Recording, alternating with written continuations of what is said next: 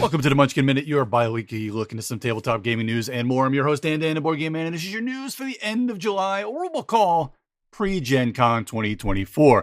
So I mentioned this last show that I'll kind of be doing my mashing up of top 5 and Munchkin Land as I give you the top 5 or more, probably more, a lot more, because I just love to tell you guys about games, and I just love talking about games from this year's Gen Con 2024. So if you listen to the Geek All-Stars, some of these lists will be pretty similar to what I did on the Geek All-Stars, but some are going to be a little bit different. However, if you're a listener of Geek All-Stars, you probably heard me and BJ from the last show where we did the top 11 to try and buy from Gen Con. If you've listened to that show, you probably heard most of what I'm going to mention here. But anyway, with any luck, this is kind of going to be an easier one to listen to because that one's like 2.5 hours, a little over 2 hours, whereas this one will be, maybe 20 minutes or so. So this is going to be a shorter one for maybe a little reminder as you're driving into Gen Con, or if it's after Gen Con, you want to see what you want to buy or check out after the show, this will be another good show to check out. Anyway, so let's talk about the top 5 to try list.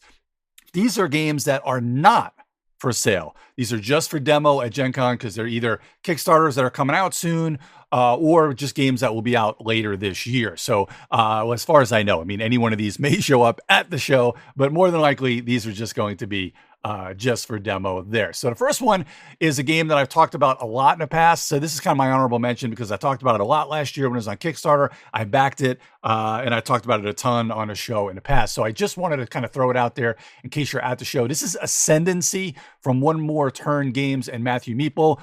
This is basically a worker placement meets 4X strategy. And it takes a lot of things from like Heroes of Might and Magic, Civ, Magic the Gathering, Game of Thrones, all sorts of cool stuff went into the world of Ascendancy.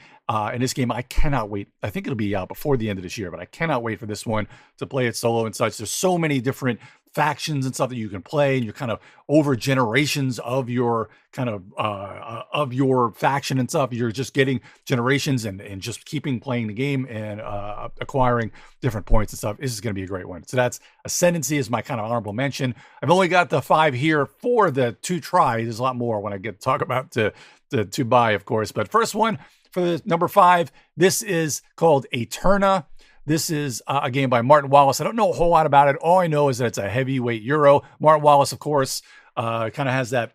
He's been like one of the fathers of heavyweight Euros, but he's also in on kind of war gaming and train gaming and stuff, mostly trains and war game, I guess. But sometimes he'll put out some of these heavier weight Euros. This is going to be an hour to 2 hours. This will be a heavier one, and that's Aeterna. I'm not sure which booth. I think it'll be at the Ares Games booth at Gen Con, but definitely check that one out if you like heavyweight Euros. The next one is called the Paradox Initiative. This was a game I saw a while ago. I'm trying to remember when it was on Kickstarter, but it's been a while. But this one is by Brian Shuri. I absolutely like all his games.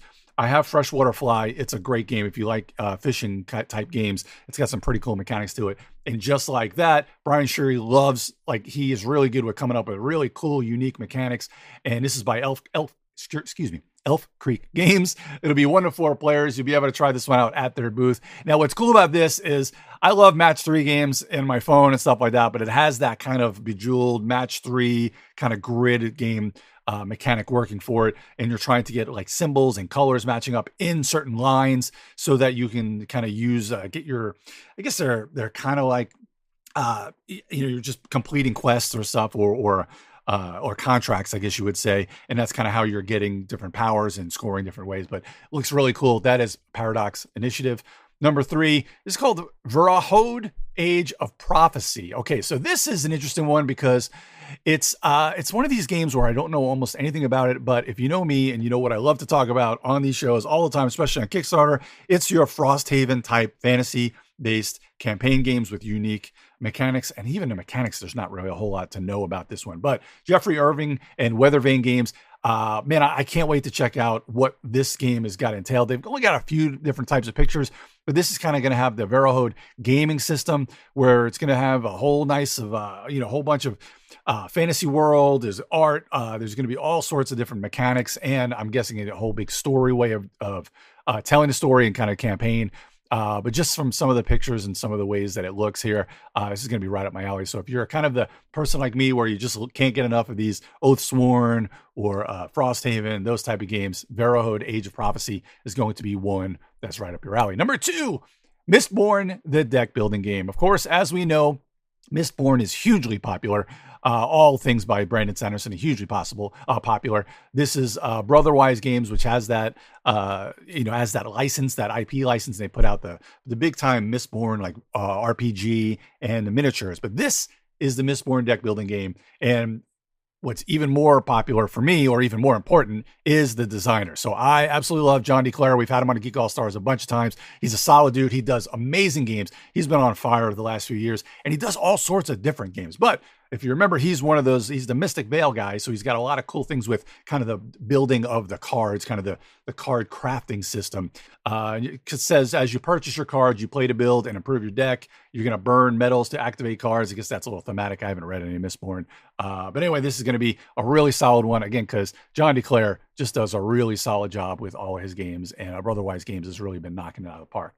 And number one to the 2-try is going to be Star Trek Captain's Chair. This is going to be by WizKids. It's going to have 6 different, I think I mentioned this one on Munchkin Land before, that it will be coming out later this year, but it's definitely my number one 2-try list. This is kind of using that Imperium system of kind of deck building and such. I've never played Imperium Horizons, but everybody that tells me it's a game that I would absolutely love. So no matter how much I hear this, I got to get in on that one, and I got to check out Star Trek Captain's Chair because I love Star Trek and Star Wars. I love both of them so much. And just love deck building. So this should be really, really cool to check out. So that's my top 5 there. Aeterna, the Paradox Initiative, Vrahode, Mistborn, the deck building game, and Star Trek Captain's Chair. All right, so talking into the to-buy list. Now, first up, I got a few cheats from one reason or another. These are from games. These are kind of just games that either have kind of been out or really expensive games that I kind of didn't want to put on the regular list, and I kind of excluded them just for one reason or another. French Quarter will be for sale. I absolutely love all the things that the guys from Motor City Gameworks do. I call them the Fleeples, Matt, Ben, and Adam. French Quarter is another really good one of their loaded roll and write games. It'll be there for $30. Slay the Spire. I mentioned this one a whole lot. Kind of keeping this on because since I played it and talked about it a lot, I kind of mentioned this since it will be available to get there. So if you love Slay the Spire and you got a little bit of cash on your hands, it's going to be about $170. You'll be able to get it there. Dungeons & Dragons Onslaught. I talk about this one a lot. There's a starter set. Dungeons & Dragons Onslaught, Tendrils of the Lichen Lich. That'll be about $100 there. I absolutely love this system. It's kind of like a PvPvE where you're trying to play a bunch of different factions, and then in the environment with monsters are kind of coming after you as well. Great game. This would be my number one, but it is expensive, and I know it's been out and about, but I just didn't know where to put it. But I do want to mention it. Crossbows and Catapults. So many of us out there are men of a certain age, or people of a certain age, I would say, because I'm sure there's plenty of women that grew up in the 80s like I did. Men and women of the 80s. This is from Restoration Games. Crossbows and Catapults. Fortress War. Crossbows and Catapults was a game of my youth that we played the heck out of. We just absolutely wore it out, all the rubber bands and everything else. This is a really cool set. Definitely check this one out. They'll have a lot of things for that at their booth. Restoration Games. This will be about $90 at the show. Now, expansions have its own list as well here today. I'm going to mention a few expansions. Aquatica, Coral Reefs. Aquatica is a great game, and having an expansion to it, maybe it'll lengthen it a little bit. I really like Aquatica, but it's a little too short for my mind. I like when you just get your engine going, then a game ends. I know a lot of times that's kind of what you want out of games. This one's just even shorter than it needs to be, but with this new expansion, maybe that kind of brings that game to the length that I really want it. Again, Aquatica, Coral Reefs. Green Team Wins. I can't stop talking about Green Team Wins. We play it all the time when we have gatherings, whether it be just summer parties or anything like that. But Green Team Wins Holiday Party is a $10 kind of add-on for the Christmas and holiday pack for Green Team Wins. Check that out. Clank Catacombs, Lairs, and Lost Chambers. I did just see recently, this would pretty much be like my number one to buy, but it's expansion, so I wanted to sneak it in there in the expansion. But anyway, Clank Catacombs, one of my favorite games, the best game of the Clank system. They will have limited copies at their booth. So you're going to want to get right over to the Dire Wolf booth and grab this right away, because I think they're only going to have a few a day, like maybe up to 50 or something like that a day. But you definitely, if you want that, go run to their booth and grab that. And Astro-Knights Eternity, that's kind of the next edition of Aeons End. So if you like Aeons End, Astro-Knights is a really cool game. I played Astro-Knights before. Astro-Knights Eternity is their expansion, about $50 for that one. Next few I've got, so this is really kind of like a top 10, but I've taken out a couple for various reasons. The first one, kind of like an honorable mention. I guess I got 3 honorable mentions here. Printing Press, which is kind of the sequel to Gutenberg. I loved Gutenberg. So if you like kind of newspaper theme and things like that, Portal Games is going to have printing press there. Absolutely love I absolutely love Gutenberg. So printing press right when you kind of make like the next, almost the next game in that system, right up there. I haven't played it, but this one looks great. $35 there. Two more honorable mentions. Pirates of Maracaibo. I love Maracaibo. This kind of brings it into, almost distills it down or streamlines it, but makes it a smaller game, kind of more of a card, smaller game. That'll be $50. It's been one of these that I've been anticipating for all year, Pirates of Maracaibo. Also, Tir na nog, this is by Grand Gamers Guild. Again, I just kind of wanted to mention this one. It's a great game. It's been out for a while, so I've seen it in FLGS almost all year, but they will have it at their booth.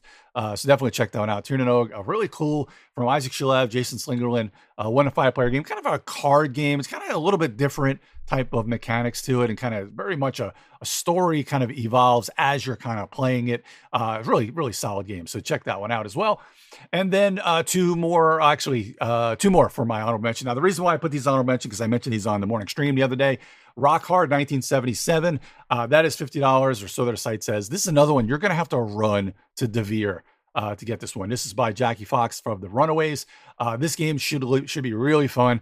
A work placement game about putting a band together and kind of just what it takes to put a band together and to survive as a band and get popular. About an hour and a half gameplay, kind of a medium weight Euro game, but everything that I love in Euro games is this one. And this next one, probably, again, another one that would be my number one, but I talked about it on a morning stream, but I wanted to mention to you guys, again, Landmarks. This is $25. This will probably be on a lot of people's lists, and this may be the number one party game of the year when it's all said and done. Landmarks by Floodgate Games.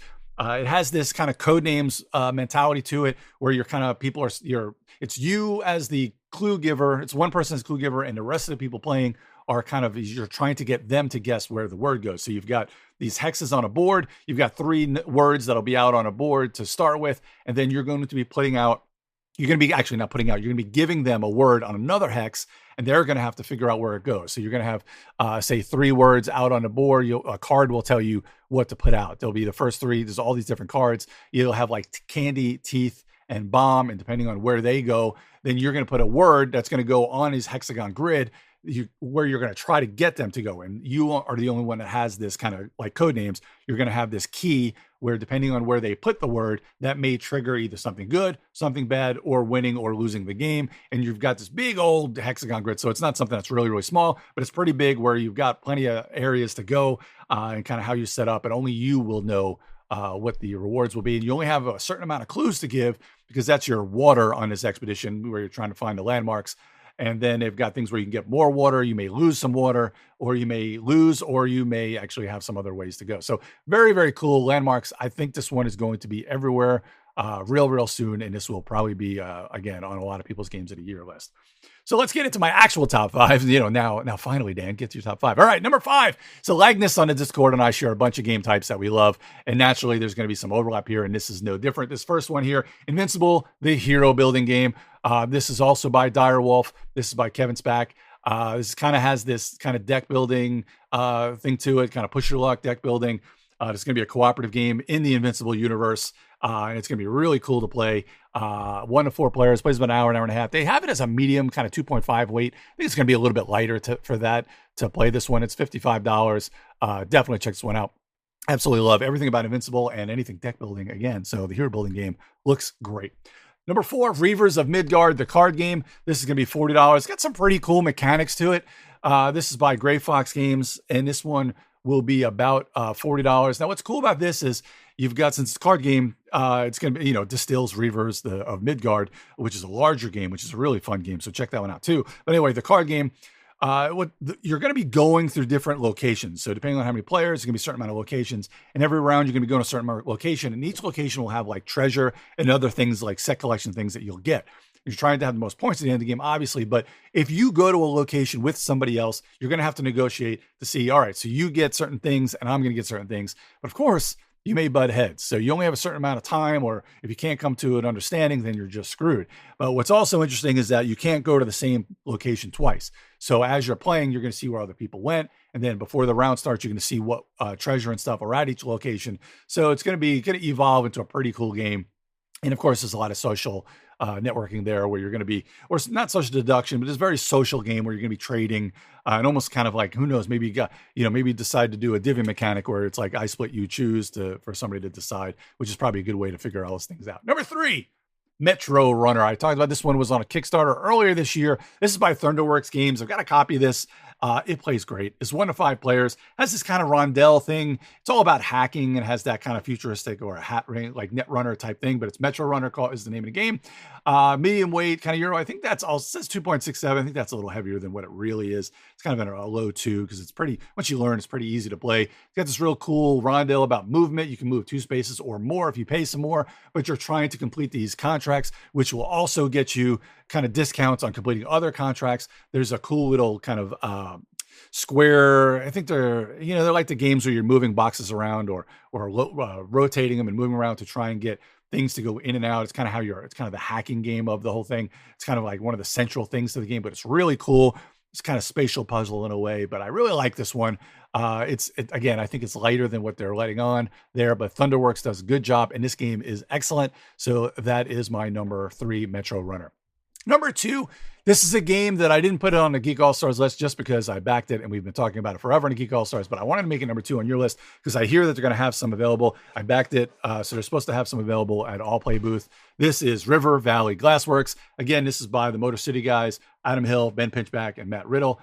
This game is unbelievable how great this game is. This is going to be one of the big time kind of not only fillers, but gateway games for people, because all you're really doing is placing, it's all about, it's called River Valley Glassworks. It's the theme is that in the Midwest and Depression era glass and stuff, there's river, that there's all sorts of kind of like shaped glass in the rivers, and they're really cool looking glass. And that's what you're doing is there's a river that evolves in the middle of the game, and then more things will be put on the river. As you're placing things on the river, you're just deciding there's like 5 different spots. And as you're placing things on the river, you're getting all the stones from one side or the other, then you're putting it on your board. So it has this set collection, and different colors or have different rarities. And depending on how many of certain colors you want, all the colors, depending on how high you get, there's different points that you're going to get. And then if you've got one of every color on, you can only have, you can only have one less than every color.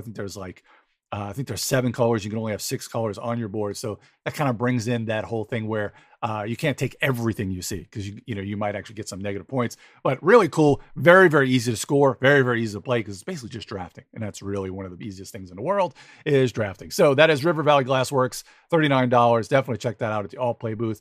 And number 1, again, this is another one that Lagnus and I agree on, and this is just my number 1. You might have to run to the booth for this. And Unexpected Games, this is the Mandalorian Adventures. So this is kind of I don't know if it's necessarily campaigny, but it's definitely has scenario-based game in the Mandalorian universe.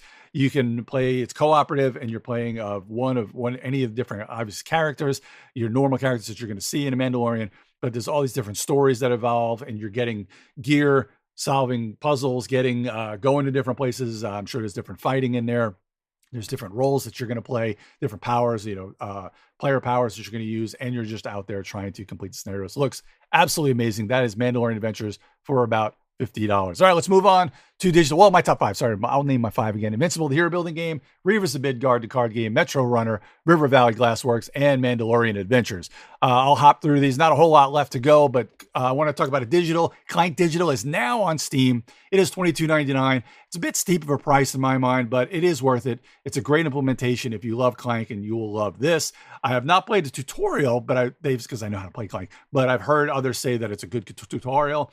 There's both local and online play, and there's challenges, which I've played, which are a lot of fun. I'm really hoping this leads to Clank in Space, Clank Legacy, and of course, Clank Catacombs that I mentioned earlier. Hopefully those will be able to release in shorter time, since they've got kind of the base worth of Clank in their computer system. So hopefully they can get those out before too long. All right, crowdfunding, Kickstarter. I want to talk about Game Toppers 4.5. I love Game Toppers. They are a sponsor, for full disclosure, they're a sponsor of the Geek All-Stars, but Berkey, they put out such great stuff. Berkey and crew.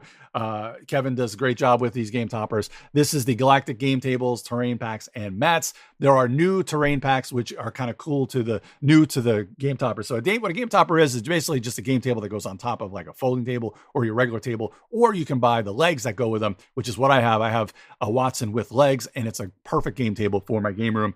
And you can also, the rails that come with it, what's new in this new thing, in a new Kickstarter, is that the rails will change out and have art on them, whereas in the past they're just black or whatever other color your rails may be. But this is pretty cool. They have some artwork that you can change out. Like I said, the terrain packs are packs that go on top of the table, where if you're playing RPGs or miniatures games, they have these terrain packs, which are amazing looking at. And they've got some really cool new playmats and great deals for different toppers. But the playmats are cool. There's one that's kind of almost like an RPG mat where you can play D&D or whatever other RPG system, but it's got kind of square grid there. You can use that. The DMs will love that for kind of making their own little dungeon as they're playing on there. There's also a really cool deck building mat, which I really think is awesome because I love deck building games. So this mat will be great for all your deck building needs, whether it be kind of, you can use it for a CCG mat. You can use play Star Wars Unlimited or Magic the Gathering or just any of the other like Ascension and stuff on there. Next up, Luthier. This is from Paverson Games. I'm not sure if I've mentioned this one in the past, but they're the team. Dave is the team behind Distilled, which is a really cool kind of whiskey or beer kind of distilling game. A lot of fun. This is the next step, a little heavier, but a lot of fun. This is about a week and a half to go. Well funded. You get in on this one, Luthier, for about $69. It's a cool little kind of a worker placement, but like auction worker placement, because your workers will have certain values to them, and you're going to be able to power up as you kind of, you're unlocking other things on the board. The theme is really cool. It's about making instruments, which is a very unique theme. It's 1 to 4 players, plays in about 1.5 to 2.5 hours. Again, a little heavier. As you play it, you're going to learn how to play it, but really cool, very unique theme. And it's going to have all sorts of different languages.